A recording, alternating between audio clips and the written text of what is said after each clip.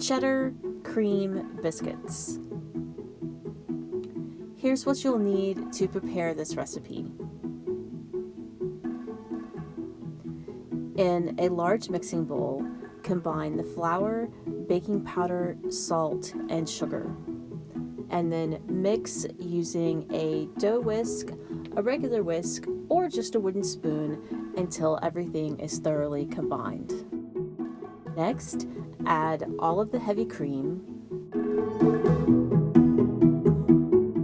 and the shredded cheddar. The sharper the cheddar, the more flavorful these biscuits will be.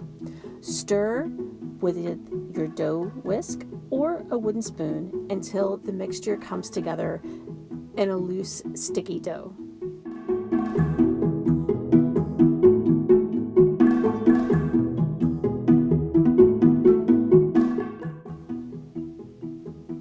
Turn the dough out onto a generously floured surface and knead briefly just until it comes together in a cohesive mass. You don't want to overwork it, but you don't want any big clumps of wet sticky cream or big areas of dry flour.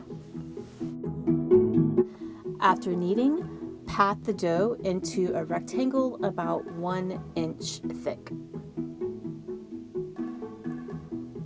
And then cut using a biscuit cutter or a sharp knife. If you use a biscuit cutter, push it straight in and pull it straight out. Do not twist, as twisting will inhibit the biscuits from rising.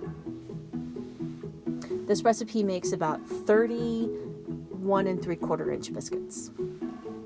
Arrange the biscuits on a parchment-lined baking sheet. You can space them far apart or have them touching if you like. Brush the tops with melted butter.